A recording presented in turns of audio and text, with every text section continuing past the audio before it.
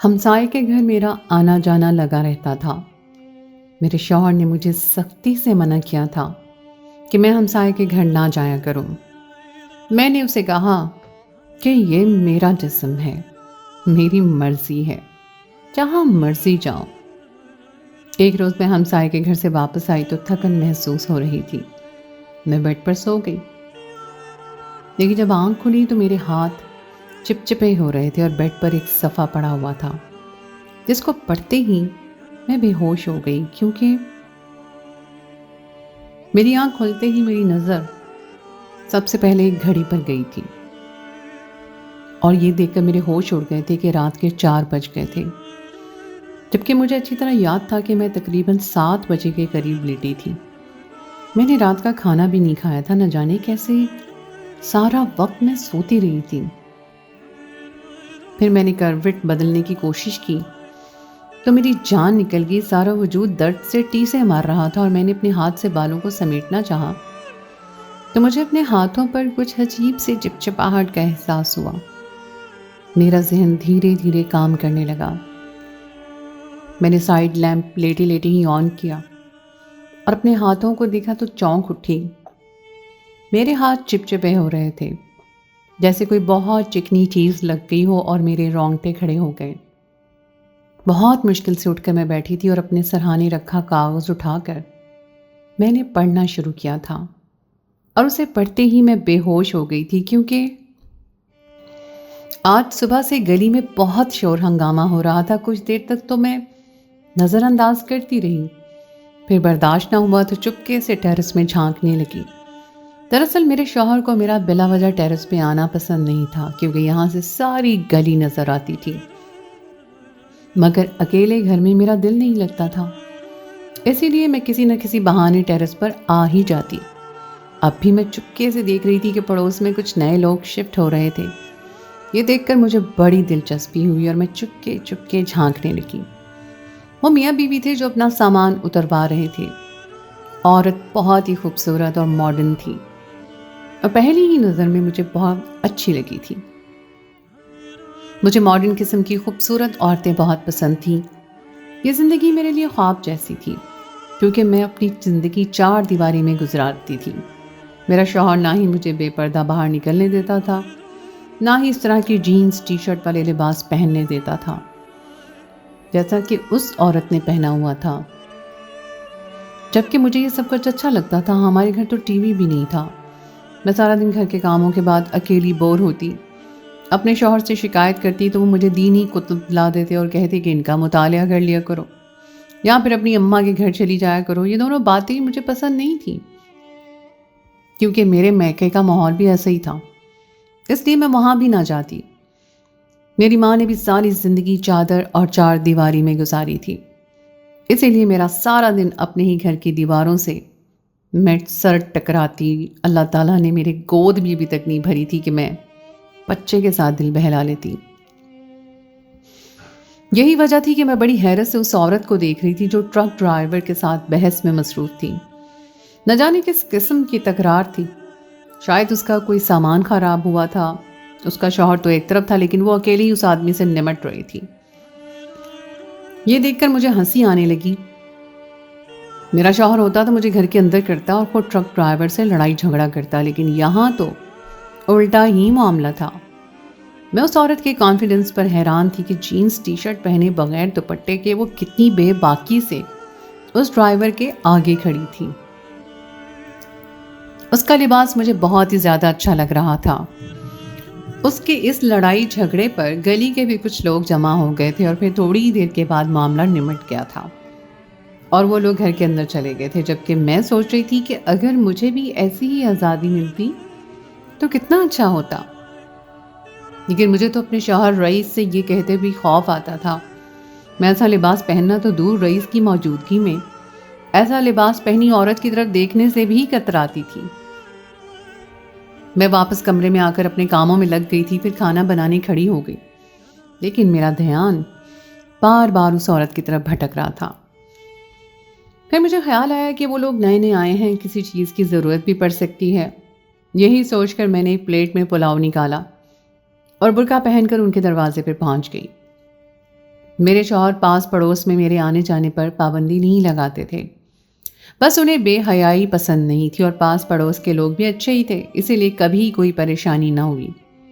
اس لیے ابھی میں بے فکر ہو کر پڑوسیوں کے دروازے پہ کھڑی تھی۔ میں نے دروازہ بجایا تو اسی عورت نے دروازہ کھولا۔ میں نے پلیٹ اس کی طرف بڑھائی، سلام کیا اور اسے کہا کہ میں برابر میں رہتی ہوں، کسی بھی چیز کی ضرورت ہو تو بتا دیجیے گا۔ اس نے بڑی خوشی سے وہ پلیٹ پکڑی اور پھر مجھے اندر بلانے لگی، لیکن میں نے انکار کر دیا کیونکہ نئے لوگ تھے، اندر جانا مناسب نہیں تھا۔ میں تو بس مدد کا سوچ کر چلی گئی تھی، لیکن وہ خوش اخلاقی کی انتہاؤں پر پہنچ گئی، بار بار کہنے لگی کہ اندر آ جائیے نا، اور پھر اس کے بہت کہنے پر میں 2 منٹ کے لیے اس کے ڈرائنگ روم میں بیٹھ گئی۔ یہ دیکھ کر مجھے بڑی حیرانی ہو رہی تھی کہ بہت قیمتی فرنیچر ڈرائنگ روم میں رکھا گیا تھا۔ ابھی سیٹنگ تو نہیں ہوئی تھی، لیکن بکھری ہوئی چیزیں بھی اپنی قیمت اپنے منہ سے بتا رہی تھیں۔ کچھ دیر بعد میں وہاں دیکھتی رہی، پھر اس نے مجھے شربت کا ایک گلاس پیش کیا، وہ پی کر میں واپس اپنے گھر آ گئی۔ مجھے وہ عورت بہت اچھی لگی تھی اور میں سوچ رہی تھی کہ ماڈرن لباس پہننے سے کچھ نہیں ہوتا، انسان کا دل اچھا ہونا چاہیے۔ اس عورت کا نام نیہا تھا اور وہ مجھے میرے جیسی ہی لگی تھی۔ میں نے بھی اسے اخلاقاً اپنے گھر آنے کو کہہ دیا تھا، لیکن مجھے یہ اندازہ نہیں تھا کہ وہ میرے گھر آ بھی جائے گی۔ میں نے اپنے شوہر کو شام میں یہ والی بات نہ بتائی تھی کہ میں پڑوسیوں کے گھر گئی تھی، ورنہ وہ بہت خفا ہوتی کہ انجان لوگوں کے گھر میں جانے کی کیا ضرورت تھی۔ مگر اگلے ہی دن نیہا خود ہمارے گھر چلی آئی، اس کے ہاتھ میں بھی پلیٹ تھی، کہنے لگی میں نے پہلی بار چائنیز بنایا ہے تو سوچا آپ کو بھی دے دوں۔ مجھے چائنیز بڑا پسند تھا، میں نے خوشی خوشی رکھ لیا۔ پھر وہ بے تکلفی سے میرے پاس ہی بیٹھ گئی، باتیں کرنے لگی، باتیں بتانے لگی کہ اس نے پسند کی شادی کی ہے، وہ اور اس کے شوہر ایک اچھی زندگی گزار رہے ہیں، اس کے شوہر کی بہت اچھی نوکری ہے اور وہ دونوں ایک ساتھ بہت خوش ہیں۔ میری طرح اس کی بھی اولاد نہیں تھی، لیکن اس کی شادی کو زیادہ وقت نہیں ہوا تھا۔ وہ بڑی بے تکلفی سے مجھے کہنے لگی کہ آپ میرے گھر آ جائے کریں، میرا بھی دل لگ جائے گا، میرا نکلنا ذرا مشکل ہے۔ میں نے حیرت سے پوچھا کیوں، آپ کیوں نہیں آ سکتی؟ وہ کہنے لگی دراصل نیا نیا گھر ہے، شوہر نے کہا ہے کہ اتنا سامان اترا ہے، لوگوں کی نظروں میں آتا ہے، تو کچھ دنوں تک تم گھر میں رہ کر چیزوں کا خیال رکھو، جب ہمیں یہاں رہتے ہوئے کچھ دن ہو جائیں گے تو پھر آزادی سے گھومنا پھرنا۔ اس کی بات سن کے میں مسکرا دی تھی، واقعی حالات ٹھیک نہیں تھے، اسے اپنے گھر کی حفاظت کرنی چاہیے تھی، اور سامان بھی سچ میں بہت مہنگا تھا۔ میرے گھر میں تو اتنی مہنگی چیزیں نہیں تھیں۔ میرے شوہر سادگی کے قائل تھے، انہوں نے کبھی چیزوں یا کپڑوں کے معاملے میں نہ دکھاوا کیا تھا اور نہ ہی مجھے کرنے دیا تھا۔ کچھ دیر وہ میرے پاس بیٹھ کر چلی گئی تھی اور پھر اگلے دن اس نے مجھے ایک بچے کے ذریعے بلوا لیا تھا۔ پہلے تو میں ہچکچائی کیونکہ رئیس گھر پر نہیں تھے اور ان کو بتائے بغیر میں زیادہ دیر کے لیے پڑوس میں نہیں جانا چاہتی تھی، مگر پھر بلاوے پر انکار بھی نہ کر سکی اور وہاں چلی گئی۔ نیہا گھر میں اکیلی تھی، اس کا شوہر موجود نہیں تھا۔ بڑی بے تکلفی سے اس نے مجھے اپنے بیڈ روم میں بٹھا لیا۔ بڑی سی LED پر وہ ایک انگلش مووی دیکھ رہی تھی اور میں بھی اس کے ساتھ دیکھنے لگی۔ مجھے بھی ان چیزوں کا بڑا شوق تھا، لیکن میں پابندیوں کی زنجیروں میں جکڑی ہوئی تھی۔ پھر اس نے میوزک چینل لگایا اور ڈانس کرنے لگی، میرا بھی ہاتھ پکڑ کر کھینچ لیا۔ میں نے انکار کیا تو کہنے لگی یہاں تمہارے اور میرے سوا کون ہے، چلو کچھ دیر مزے کرتے ہیں۔ اور پھر اس کے ساتھ مل کر میں نے بھی اپنی جوانی کو انجوائے کرنا شروع کر دیا۔ میں نے زیادہ دیر رقص تو نہ کیا تھا، لیکن اس نے میرے اندر کی جھجک مٹا دی تھی۔ اس کا ساتھ پا کر میں بہت خوش تھی۔ دن تیزی سے گزرنے لگے تھے، کبھی وہ میرے پاس آ جاتی تو کبھی میں اس کے گھر چلی جاتی۔ ہم دونوں کی دوستی بڑی گہری ہو گئی تھی۔ اس کے ساتھ رہ کر مجھے اندازہ ہو رہا تھا کہ ابھی تک میں ایک قیدیوں جیسی زندگی گزار رہی تھی۔ میرے پاس کچھ بھی تو نہیں تھا، نیہا کی زندگی تو عیاشیوں سے بھری پڑی تھی۔ پھر ایک دن وہ کہنے لگی کہ میرے ساتھ بازار چلو۔ میں نے صاف انکار کر دیا۔ میرے شوہر کو عورتوں کا یوں بازار میں دکان دکان گھومنا پسند نہیں تھا۔ وہ مجھے خود اپنے ساتھ لے جاتے اور 1-2 دکانوں سے ہی ساری خریداری کروا دیا کرتے تھے۔ پھر اجازت کا بھی مسئلہ تھا، لیکن اب تک تو میں نے رئیس کو یہ بات بتائی ہی نہیں تھی کہ میں بار بار پڑوس کے چکر لگاتی ہوں۔ لیکن نیہا کے بار بار اصرار کرنے پہ میں راضی ہو گئی اور کہا میں رئیس سے इजाज़त लेकर चलूँगी। उसे इस बात पर कोई एतराज़ नहीं था। मैंने सोचा था किसी न किसी बहाने से रईस को राज़ी कर लूँगी, लेकिन उसी दिन मुझ पर बुराई आनी थी। शाम को रईस जब दफ्तर से लौटे तो उनका मिजाज बिगड़ा हुआ था। मेरे पीठ पीछे क्या कर रही हो तुम आजकल? उन्होंने मुझे बहुत अजीब नज़रों से देखते हुए कहा।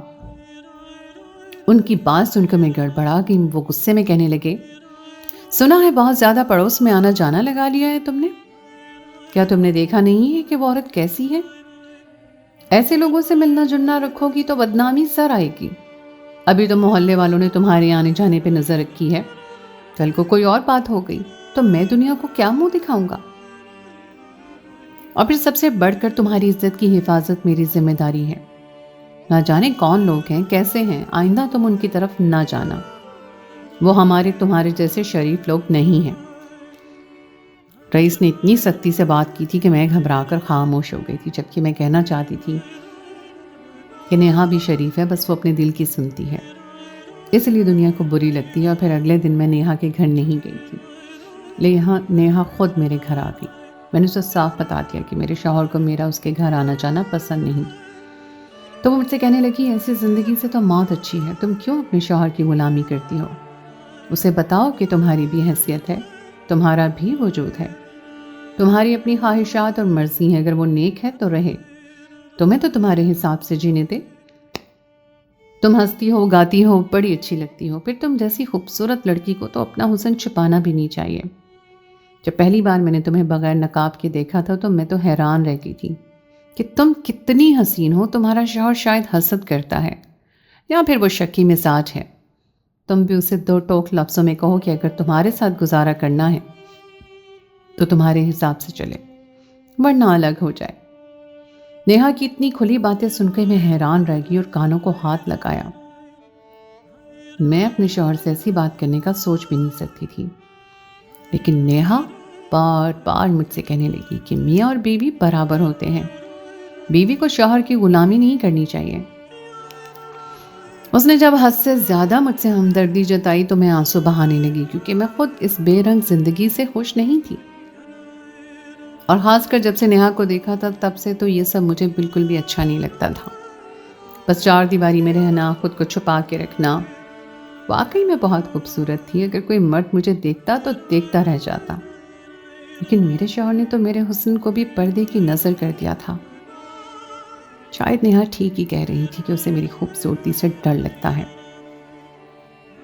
फिर वो बाजार चलने पर इसरार करने लगी। उसकी बातें सुन के मेरे अंदर भी बगावत की आग जल उठी थी। उस दिन तो मैं ना गई, लेकिन अगले दिन नेहा की बातों पर गौर किया तो मुझे भी ये लगा कि मेरा शौहर बिला वजह मुझ पर इतनी पाबंदियां लगाता है।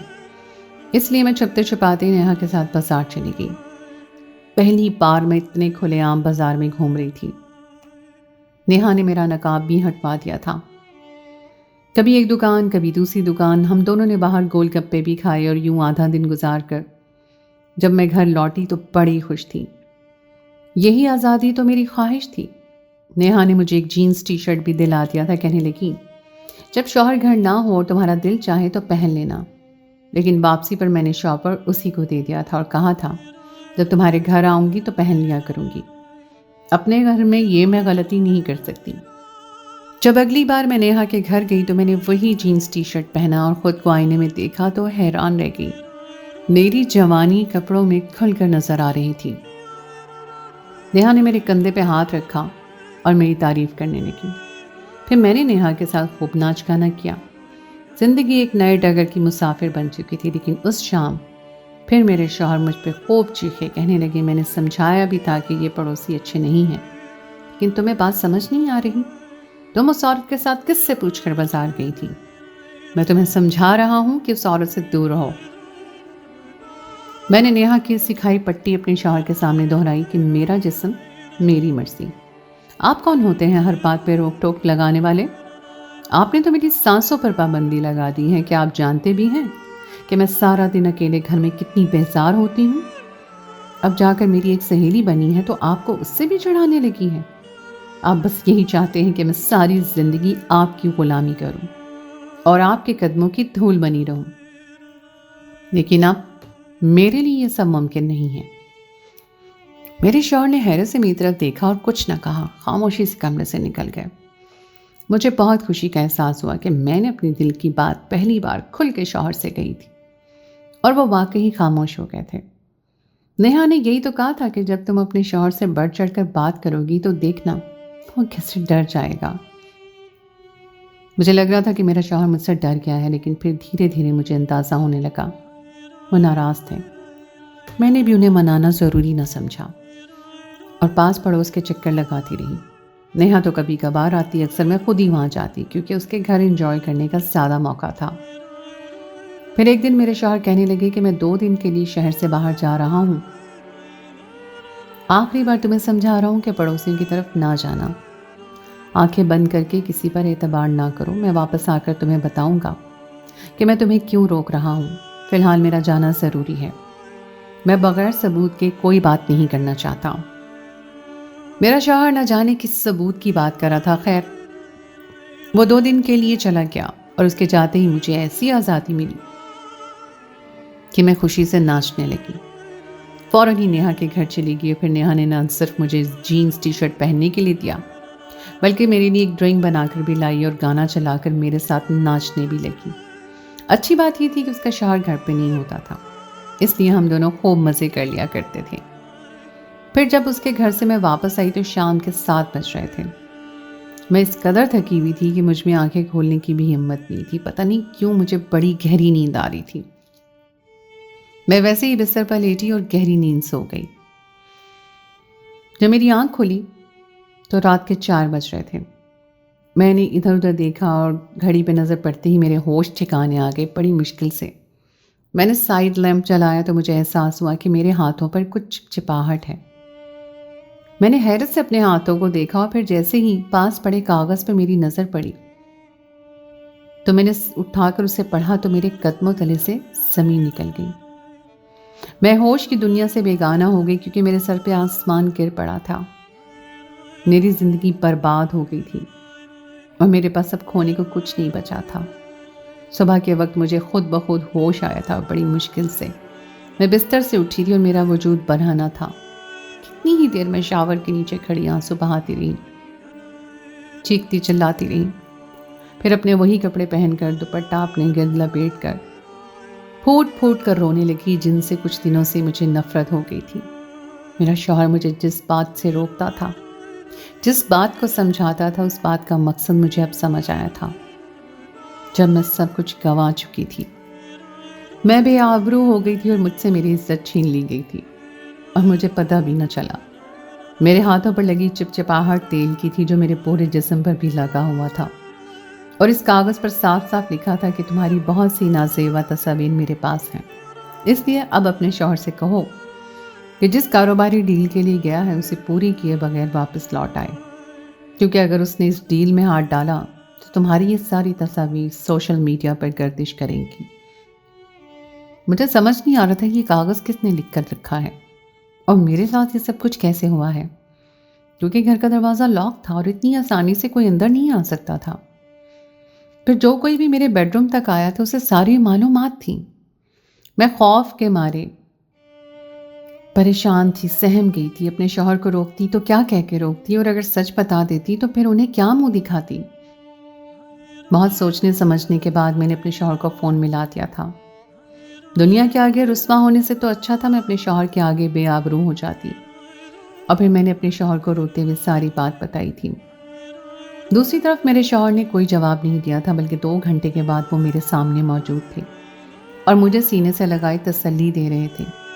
نہ ہی کوئی تانا دیا تھا اور نہ ہی کوئی طنز مارا تھا، برا بھلا بھی نہیں کہا تھا، بس کہہ رہے تھے کہ میں وہ ڈیل چھوڑ کر آ گیا ہوں، اب تم پریشان نہ ہو، آگے جو بھی ہوگا وہ میں دیکھ لوں گا۔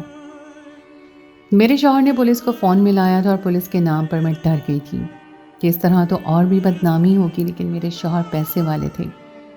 کہنے لگے تم فکر نہ کرو، تم میری عزت ہو اور تم پر کوئی آنچ نہیں آئے گی۔